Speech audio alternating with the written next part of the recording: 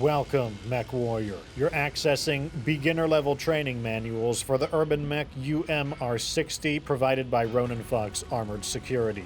I'll be your instructor, Fox. This tactical debriefing will cover the specifications, strengths, and weaknesses of the UrbanMech R60 as well as how to refit and operate your own in the field. Because this is the beginner level, some restrictions will apply, including no lost tech, no upgrades, no mods, Tier 1 equipment only, DLC will be allowed.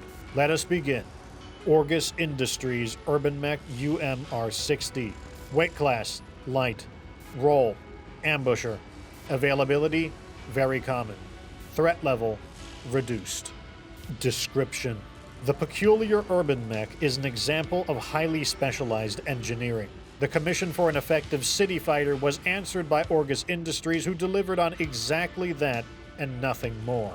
Stripped down of anything that was not essential, the UrbanMech promises cost efficiency for exactly what it does and nothing else. It is equipped with an extremely underrated engine, giving it remarkably slow speeds, even less than the typical assault mech. This was justified both by saving costs as well as the belief that city environments would restrict top speeds in the first place. The UrbanMech was also built without arms to make it a narrower and more difficult target to hit, though this also meant that damage to the arms typically also resulted in damage to the torso. On the other hand, the UrbanMech has an unusual full 360-degree torso rotation capability.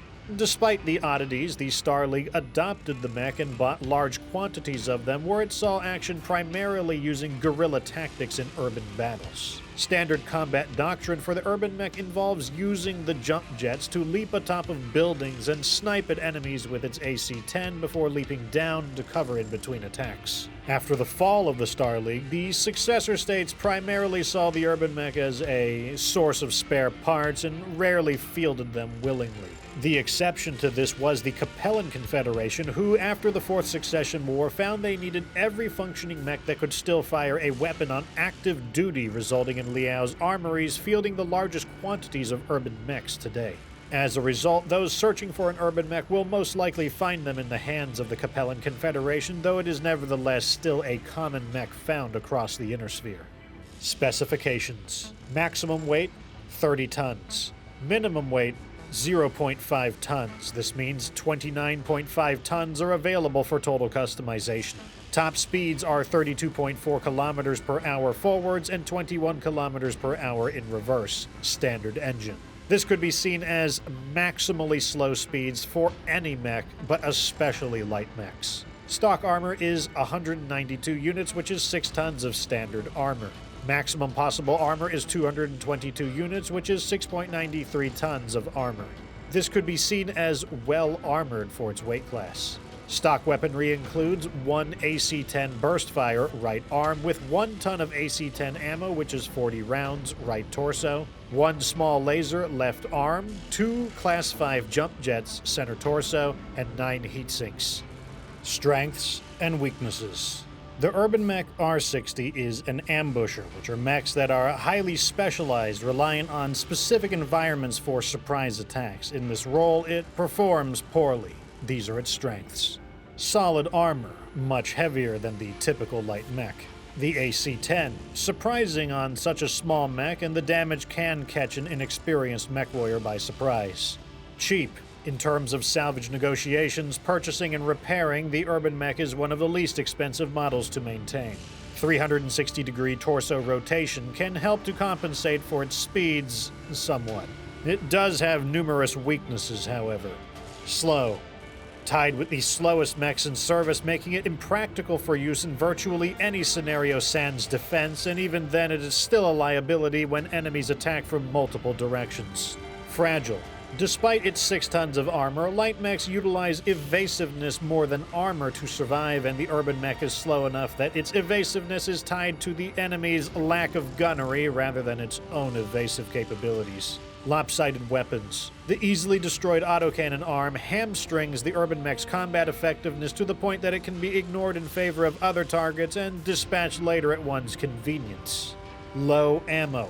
With only a single ton of AC-10 ammo, the UrbanMech becomes helpless quickly. Recustomization. Ronin Fox Armored Security recommends the following UrbanMech R60 refit for the beginner mech warrior. It will focus on improving flexibility. Starting with a stripped mech, add 1 AC-5 rapid fire with 6 tons of AC-5 ammo, which is 480 rounds. This quantity can be scaled back if there is a fear of ammunition explosion, though bear in mind it is the mech's only viable source of damage throughput, and the rapid-fire model has 3 times the fire rate of the original. Add 1 medium laser. Add 2 Class 5 jump jets. Max the mech's armor and add 7 heat sinks. This will bring the mech over its maximum weight limit, bring it back into compliance by tuning its armor. Set head armor to 24 and both leg armors to 24 armor each. This refit allows the UrbanMech to engage all varieties of targets at all ranges due to the rapid-fire AC-5's extreme rate of fire, which increases damage and range while still maintaining controllable accuracy. BattleRom Debriefing. Now that the UrbanMech has been refitted, it's time to see how to operate it in the field. These will be the mission conditions. Mission type, garrison duty. Difficulty, 20. Maximum drop weight, 160 tons. Allies include 1 UrbanMech UM-R60 and 2 Jenners JR7F, all in stock configuration.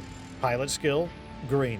If you own a BattlePod training simulator, check Document 1 in the video's description for an instant action code allowing you to recreate this battle for training purposes. Welcome to Turn 5, MechWarrior. It is 3032 and the Capellan Confederation is reeling from the Fourth Succession War. Unfortunately for them, an alliance between the Duchy of Endurian and the Magistry of Canopus would result in border raids on the weakened superpower. One such land grab occurred on Turin 5, an Earth-like planet home to native alien cows that were interbreedable with Terran cows. The resultant offspring were said to produce delectable beef, and Turin 5 also became a prime location for elite horse breeding across the entire Confederation. You'll be seeing the perspective of Ashi 1, who begrudgingly accepts Liao's donation of urban mechs to supplement their lance after Commander Fox recalled half of their regular mechs for another operation. Ashi arrives at the local food produce factory where they set up guard against the Canopian probes. It proves prudent as raiders arrive, beginning with a Phoenix Hawk. Using jump jets to leap over the security walls, Ashi 1 encounters the Phoenix Hawk already harassed by Ashi 3 and 4's Jenners. He first targets the Phoenix Hawk's arms to disable its weapons. It wielded a brutal axe that could make short work of the UrbanMech even with its reinforced armor. Disarmed, the Phoenix Hawk crashes into Ashi 1, whose lack of mobility made it impossible for him to maneuver out of the way and had no choice but to brace for the bone-rattling kinetic force. 2 more Canopian raiders arrive, a panther and a javelin, while the Phoenix Hawk madly scrambles about erratically, the majestic Phoenix reduced to a proverbial headless chicken. It once again crashes into Ashi 1 a second time before going down, determined to cause as much damage as it could by any means. Reaching the other side of the factory, Ashi 1 leaps into action, engaging the Panther mid-air. The mech lacks all the stamina of the Phoenix Hawk and crumples into a heap in moments. Ashi Lance then engages the Javelin. It's swarmed by harassing Jenners while the UrbanMech opens up its barrage. It attempts a desperate leaping attack, but the accurate autocannon finds its mark deep in the Javelin's core. The day was not done, however, and more Canopians arrive, a Jenner and Spider backed by several attack vehicles. Ashi 1 begins by demonstrating the UrbanMech's newfound flexibility, engaging vehicles at a variety of ranges with the precise autocannon. Combat then begins with the Jenner, which was drastically more dangerous than the Spider. However, the harasser gets too bold and attracts unwanted attention, and Ashi's armor-piercing rounds quickly ruin the hover tank.